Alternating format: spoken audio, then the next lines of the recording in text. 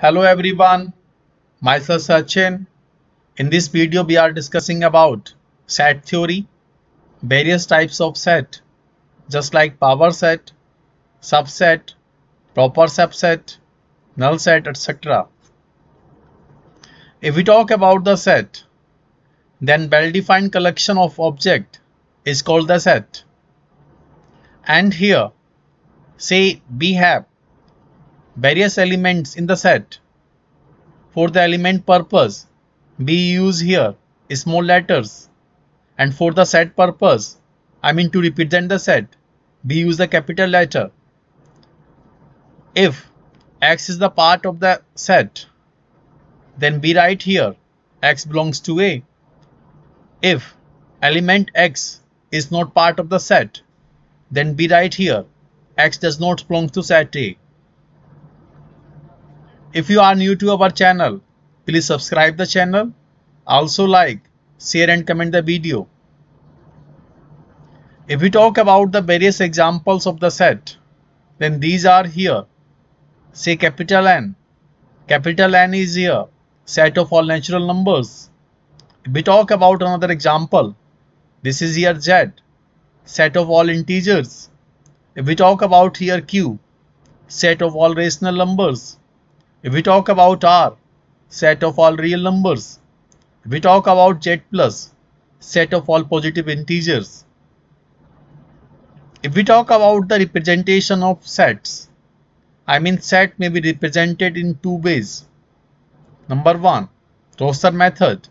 Number 2, set builder form. In the roster method, we have to list all the elements.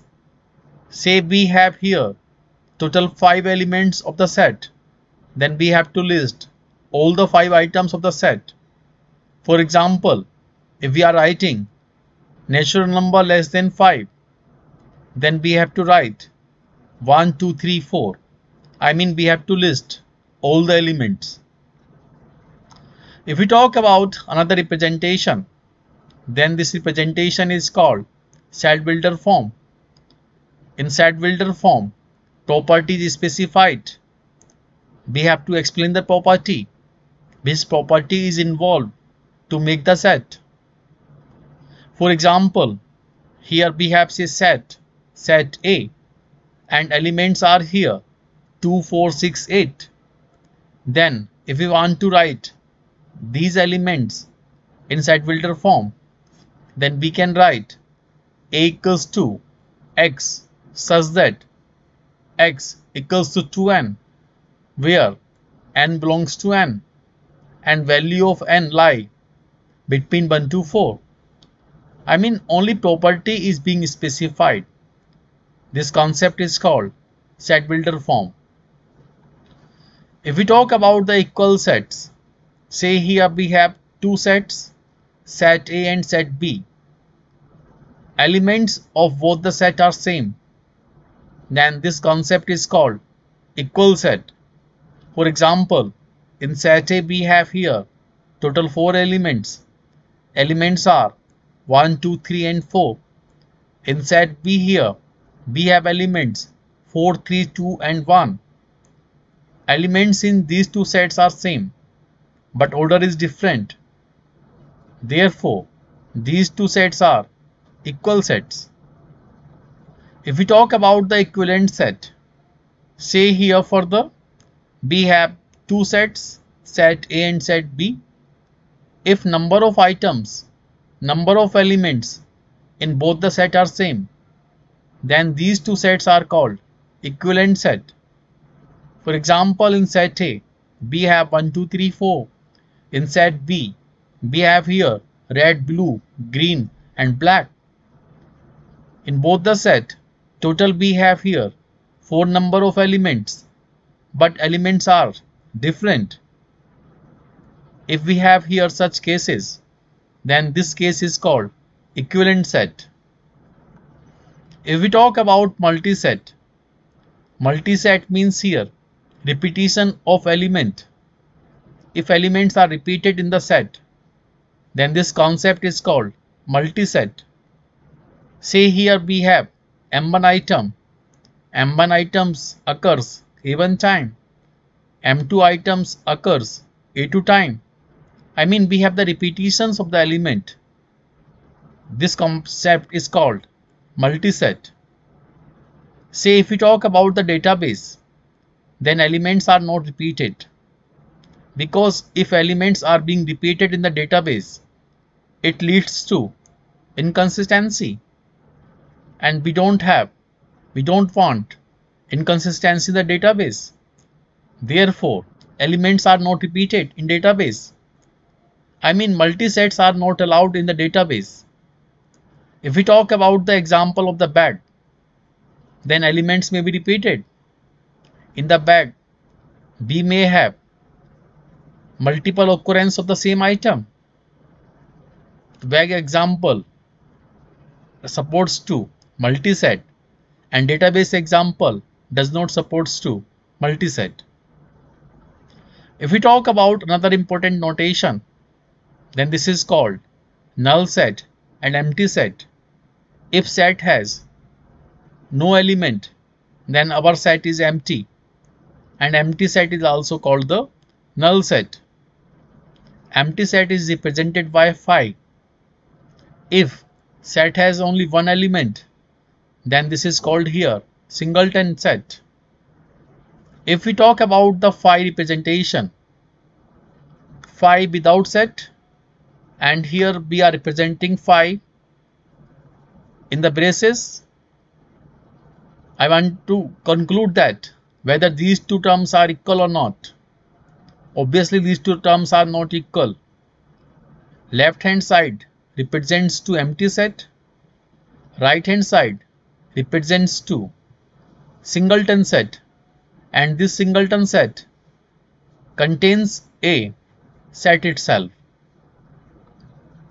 If we talk about subset, then here we have two sets, set A and set B. A is called subset of B. It simple means whatever the elements in set A are part of the set B also, then this concept is called subset. A and B both may be equal also. Say here we have set A. Elements of set A are 1, 2, 3, 4. Elements of set B are 1, 2, 3, 4. I mean, in set A we have 1, 2, 3. In set B, here we have 1, 2, 3, 4. Therefore, A is the subset of B. I mean, whatever the elements are in set A, all the elements are in set B. And A, we can also write subset of C. I mean, both A and C are equal. I mean, whatever the elements in set A, all the elements are in set C. Therefore, we can say that A is the subset of B. Still, A equals C.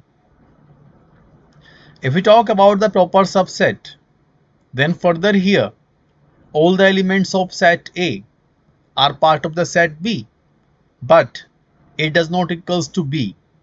This concept is called proper subset. For example, set A contains element 2 and 5. Set B contains element 2, 5 and 7. So here, whatever the elements are in set A, all the elements are part of set B. This is the case of the proper subset. And here we observe that A and B both are not equal. If we talk about finite set and infinite set, if we have finite number of elements in the set, then this concept is called finite set. If we have the infinite number of elements in the set, then this concept is called infinite set.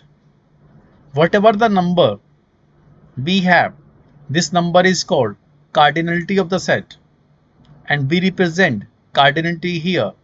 Cardinality is given by here n. If we talk about the power set, say here we have set S, and power set is denoted by PS. Power set is basically here set of all subsets. For example, we have here set A. Set A equals to ABC. Then power set of A will be here 5 A, B, C, AB, BC, AC, ABC. All the subset here we have including 5. Say here we have n number of elements in set S. Then number of elements in the power set will be 2 raised to the power n. If we talk about the union of two sets, say here we have set A and set B. If we take the union of these two sets, I mean union of A and B, it is given by all the elements of set A and set B we have to take. This is called the union.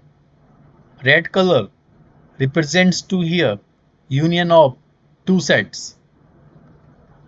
And if we talk about the intersections of two sets, intersection of set A and set B, whatever the common element in set A and set B, this is called here intersection.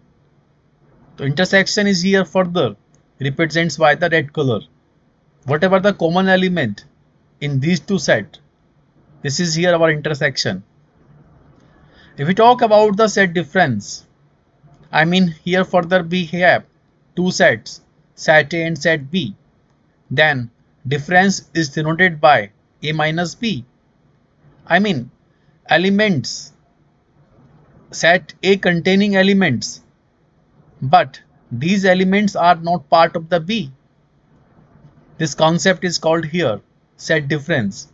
Further here we are representing set difference by the red color. If we talk about the disjoint set, then disjoint set means we have two sets, set A and set B. No elements of set A and set B is common. This is the case of the disjoint sets. If we take the intersection of disjoint sets, then this intersection is here 5. If we talk about the complement of the set A, then we have to take all the elements which are not part of the A. Here for the red color represents to set complement. We are taking here all the elements which are not part of the A. So in this way we are defining here set complement. So these are here important terminologies, important types of the set, important operation on the set that we have discussed in this video. Thanking you.